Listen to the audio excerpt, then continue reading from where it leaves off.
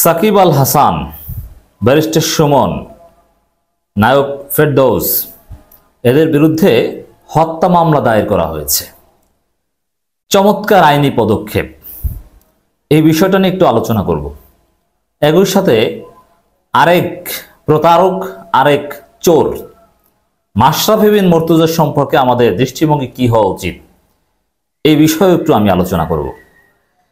দর্শক, এই যে নামগুলো আমি বললাম, সাকিব, সুমন, ফেরদৌস, মাশরাফি, এই লোকগুলো ভদ্রতার আড়ালে, এই লোকগুলো মুখোশধারী পরিচয় ধরে এদের সেলিব্রিটি ইমেজকে কাজে লাগিয়ে জনগণের অধিকার যতটা হরণ করেছে, ফেসিবাদ গণহত্যায় যতটা সহযোগিতা করেছে, সমর্থন জুগিয়েছে, মানুষের ভোটাধিকার কেড়ে নেয়ার ক্ষেত্রে যে ভূমিকা পালন করেছে, যেটা ওবায়দুল কাদেররাও করতে পারেননি। দেখেন, ওবায়দুল কাদেরের কোনো জনপ্রিয়তা নেই, তার প্রতি তরুণ প্রজন্মের কোনো ক্রেজ নেই। ওবায়দুল কাদেরকে তরুণ প্রজন্ম মন্ত্রী থাকা অবস্থায় কাউকে কাদেরে বলতো, কিন্তু সাকিব আল হাসানের প্রতি অনেকের সিম্পেথি অথবা ভালো ক্রিকেটার, তার ভক্তের অভাব নেই। কিংবা ফেরদৌস একসময় ভালো অভিনয় করতেন বা কালচারাল ব্যক্তি, তারও একটা ভক্ত ব্লক নিঃসন্দেহ ছিল। ব্যারিস্টার সুমন মুখোশের আড়ালে বিভিন্ন অন্যায়ের বিরুদ্ধে বা প্রতিকূলতার বিরুদ্ধে কথাবার্তা বলে ভালোই অ্যাকসেপ্টেন্স পেয়েছেন, জনপ্রিয় ছিল নিঃসন্দেহে একটা অংশের কাছে। মাশরাফি বিন মুর্তজা আরো ভয়ঙ্কর, কারণ এই যে তিনজনের নাম বললাম, তাদের নিয়ে কম বেশি বিতর্ক থাকলেও মাশরাফির গ্রহণযোগ্যতা তাদের চাইতেও বেশি। মাশরাফি খুব ভদ্র মানুষ মনে করতো, দেশপ্রেমিক মানুষ মনে করতো, বাংলাদেশের সফল ক্যাপ্টেন হিসেবে তার যে ডেডিকেশন, এগুলোর প্রতি মানুষের একটা চমৎকার আস্থা বা ভক্তি বা শ্রদ্ধা ছিল। কিন্তু এই জনগণের আস্থা, ভক্তি, শ্রদ্ধাকে কাজে লাগিয়ে এই বাটপারগুলো কি করেছে, আমি দেখেন, মাশরাফিকে আপনারা মোটেও নর্মালাইজ করবেন না। মাশরাফি কি করেছে? দুইবার, একবার রাতের ভোটের এমপি আর একবার দামি এমপি। মাশরাফি নিঃসন্দেহে জানতেন, শেখ হাসিনাও, এটা সবাই জানতো, পাগল শিশু সবাই জানে, 2018 সালে জনগণ ভোট দিতে পারেনি, রাতে ভোট সব চুরি করে নিয়ে গিয়েছে। তো মাশরাফি যদি সামান্য সৎ হতো, দৃষ্টিভঙ্গিটা দেখেন মাশরাফি সম্পর্কে, মাশরাফি যদি সামান্য সৎ হতো, তাহলে এই মাশরাফি রাতে ভোট চুরি করে কি এমপি হতো? এর মানে যে জনগণের ভোট চুরি করতে পারে, যে ভোট জনগণের একটা বড় আমানত, সে বিভিন্ন জায়গায় যে চুরি করতে পারে, এতে কোনো সন্দেহ থাকার কারণ নেই। এর মানে মাশরাফি ভোট চুরি করে এমপি হয়েছে, এতে তার মধ্যে কোনো অনুতপ্তবোধ ছিল না যে আমি এরকম চুরি করলাম, আমাকে মানুষ ভালো জানে, মোটেও অনুতপ্তবোধ ছিল না। এর মানে তিনি প্রফেশনাল চোর। এবং এসপিসি, অরেঞ্জ এরকম বিভিন্ন প্রতিষ্ঠান থেকে মোটা অঙ্কের টাকা খেয়ে শত শত যুবকের ইনভেস্টমেন্ট খেয়ে দেওয়ার সাথে মাশরাফি জড়িত। এই এসপিসি, অরেঞ্জের সাথে জড়িত থাকার অভিযোগ মাশরাফির বিরুদ্ধে মামলা হওয়া উচিত। এবং সবচেয়ে বড় বিষয় হচ্ছে, মাশরাফি শেখ হাসিনার লোক ছিল, হাসিনার কথায় উঠতে বসতো, হাসিনাকে নেতা মানত, হাসিনার কর্মী ছিল। আর এই মাশরাফিদের মতো বাটপারদের কনসেন্ট নিয়েই তো হাসিনা গণহত্যা চালিয়েছিল, ফেসিবাদ কায়েম করেছিল। অতএব মাশরাফিকে ছাড় দেওয়া যাবে না। মাশরাফিকে যেখানেই পাবেন রাস্তাঘাটে ওকে ধরবেন, ওকে ধরে সামাজিকভাবে উচিত শিক্ষা দিবেন, তারপর ওর বিরুদ্ধে মামলা করবেন। ওর বিরুদ্ধে হত্যা মামলা করা যায়। এমন কোনো ডামি এমপি থাকবে না যাদের বিরুদ্ধে মামলা হবে না। ডামি এমপি মানেই হচ্ছে ভয়ানক অপরাধী, চোর, বাটপার, জনগণের বিরুদ্ধে শক্তি। অতএব মাশরাফিকে কোনো ছাড় না। কিসের ভদ্র? ক্রিকেট খেলছে কি এজন্য কি মাপ পাবে নাকি? ক্রিকেট খেলছে কি হয়েছে? এখন তো আর খেলে না। আর এখন খেললেও ওরকম ক্রিকেটের কোনো ভ্যালু নাই। ওরকম আইসিসি ট্রফি, অমুক তমুক 10টা জেতার চাইতে একজন মানুষের জীবনের মূল্য আমাদের কাছে অনেক বেশি।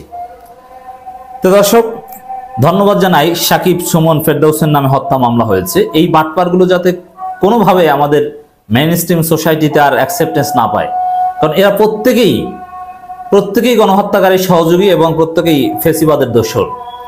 অতএব এদেরকে আর কোনো অ্যাক্সেস দেওয়া যাবে না, স্পেস দেওয়া যাবে না।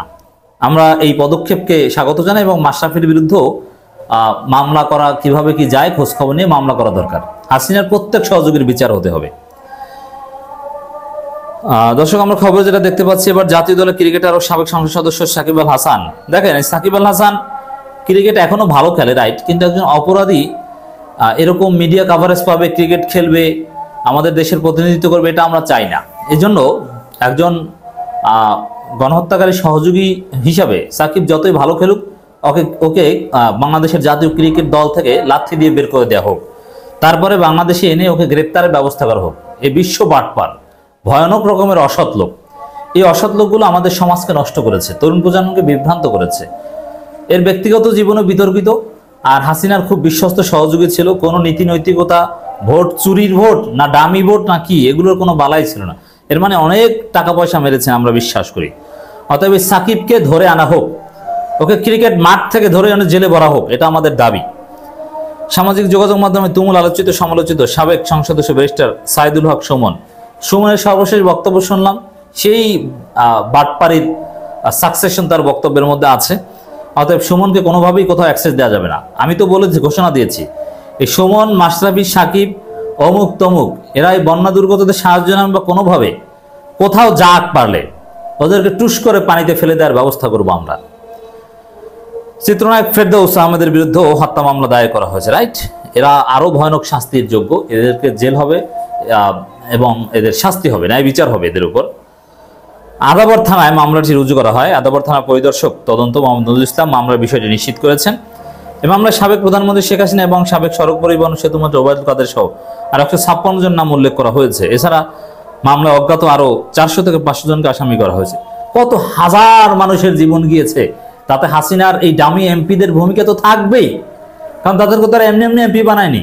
হাসিনাকে ক্ষমতায় রাখার জন্য এই হত্যাকাণ্ড পরিচালনা করা, বুদ্ধি দেওয়া, প্রত্যেক এমপি নিজ নিজ কনস্টিটিউয়েন্সিতে নিজ নিজ এলাকায় কিভাবে হত্যাকাণ্ড ঘটতে, এগুলোর সাথে সবাই জড়িত ছিল। অতএব ওদের সবাইকে আরো মামলা দিতে হবে। মামলা এজাহারে বাদী অভিযোগ করে বলেন, গত 5 আগস্ট রুবেল আদাবরের রিং রোড প্রতিবাদী মিছিলে অংশ নেন। এ সময় আসামিদের প্রত্যক্ষ পরোক্ষ নির্দেশে প্ররোচনা, সাহায্য, হ্যাঁ পরোক্ষ নির্দেশ ডেফিনেটলি আছে। সাকিবের নিজ এলাকায় যে ঘটনা ঘটেছে তার সাথে সাকিবের সম্পৃক্ততা থাকতেই পারে, কারণ সংসদ সদস্য, বিভিন্ন কমিটির প্রধান, পুলিশ বা উপজেলা প্রশাসন অনেক কিছু সংসদ সদস্যের সাথে আলাপ করে তার কাছে জিজ্ঞেস করতে। অতএব তার ভূমিকা আছে নিঃসন্দেহে, যুক্তরাষ্ট্রে থাকুক আর যেখানে থাকুক, তার ভূমিকা ছাড়া অনেক কিছু হয় না। সহযোগিতা বা প্রত্যক্ষ মদদে কেউ কেউ মিছিলে গুলি ছড়ে। দেখেন এখানে এই যে সাকিব, ফেরদৌস বা মাশরাফি বা যাদের কথা বলি, এরা তো টাকা পয়সাও দিয়েছে। সংসদ সদস্য হিসেবে তার নিজ এলাকার পান্ডাদের পালতে টাকা দিতে হয় না? টাকা পয়সা না দিলে সংসদ সদস্যের পিছনে লোক ঘুরে না। অতএব টাকা পয়সা দিয়েছে, সেই টাকা পয়সা খেয়ে স্থানীয় আওয়ামী পান্ডারা বিভিন্ন হত্যাকাণ্ড ঘটিয়েছে। অতএব এই অর্থায়নকারী হিসাবেও এই সাকিব, মাশরাফি ভাইদেরকে বিচার আওতায় আনা যায়। বুকে ও পেটে গুলিবিদ্ধ অবস্থায় রুবেলকে হাসপাতালে নিলে চিকিৎসাধীন অবস্থায় 7 আগস্ট মারা যান। তো এই হচ্ছে অবস্থা দর্শক। তো এইভাবে সমস্ত বাটপারদের বিরুদ্ধে মামলা করতে হবে, কাউকে ছাড় দেওয়া যাবে না। মাশরাফির বিরুদ্ধে মামলা করুন, ওদেরকে সামাজিকভাবে আমরা ধরবো। ওরা কোথায় কি আছে প্রকাশ্যে কোথাও দেখলে আমাদেরকে জানাবেন।